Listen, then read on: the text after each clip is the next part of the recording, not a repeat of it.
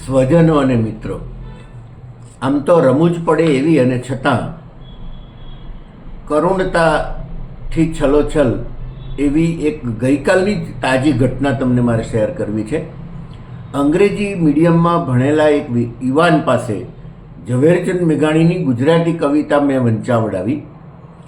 કવિતા બહુ જાણીતી છે. છેલ્લો કટોરો ઝેરનો આ પી જજો બાપુ, સાગર પીનારા અંજલિ નવ ઢોળજો બાપુ.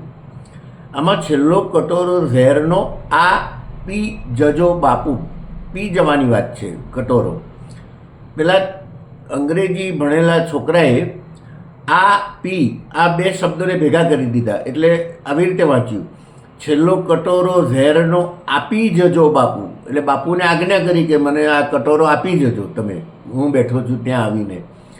તો શબ્દો ભેગા કરવાથી અથવા એક જ શબ્દને છૂટો પાડવાથી અર્થભેદ બહુ થતા હોય છે અને ક્યારેક અનર્થ પણ થઈ જતો હોય છે.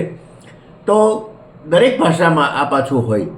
ગુજરાતી ભાષામાં તમે જાણો છો કે આપણે દલપતરામની પેલી કવિતા, દીવા નથી દરબારમાં અંધારું ઘનઘોર છે.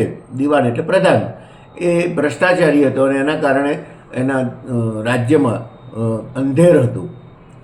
પણ જ્યારે એનો અર્થ બીજી રીતે કરવાનો આવે ત્યારે દીવા નથી દરબારમાં, દરબારની અંદર દીવા નથી, દીવાના અભાવને કારણે અંધારું છે, એવો પણ અર્થ થાય. અને આમ શ્લેષ અલંકાર તરીકે પણ આપણે જોઈ શકીએ છીએ.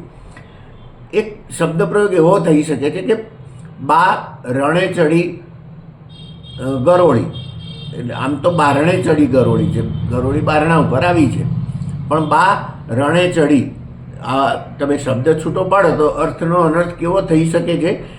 એક જગ્યાએ મેં વાંચ્યું પુસ્તકમાં કે આદુ ખાવાનો એક જ ઈલાજ છે. મને એમ થયું કે આદુ ખાવાનો પાછો ઈલાજ હોય, પણ પછી ખબર પડી કે આ અને દુ અલગ પાડવાના હતા.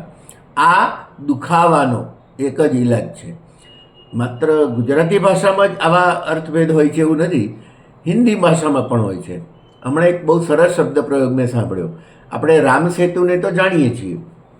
હવે રામ અને સેતુ, સેતુ એટલે પુલ, બ્રિજ, આ બે શબ્દો ભેગા થયા એટલે રામ સેતુ.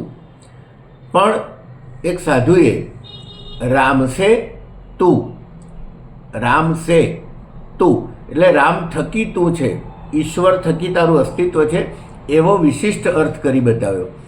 એવો નારિયેળ શબ્દ છે હિન્દીમાં. નારિયેળ આપણે જેને ગુજરાતીમાં શ્રીફળ કહીએ છીએ, નારિયેળ હિન્દીમાં. હવે એને ના રિયલ, રિયલ અંગ્રેજી શબ્દ છે, તો રિયલ એટલે સાચું, ના રિયલ જે સાચું નથી એવો અર્થ થઈ જાય નારિયેળનો. અંગ્રેજીમાં એક શબ્દ મને જોવા મળેલો, ઇમ્પોસિબલ.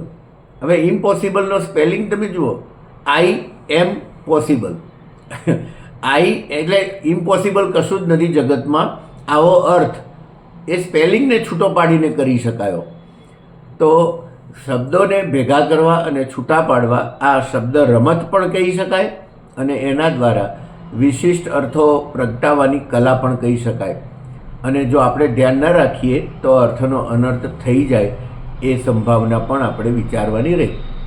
તો આ થોડાક મને દ્રષ્ટાંતો મળ્યા હતા અને ભાષાની સજ્જતા બાબતે તમે પણ મારી સાથે હંમેશા જોડાયેલા રહો છો, એટલે આ વાતો તમારી સાથે શેર કરી. તો મળીશું ફરીથી, વારંવાર મળીશું. ધન્યવાદ.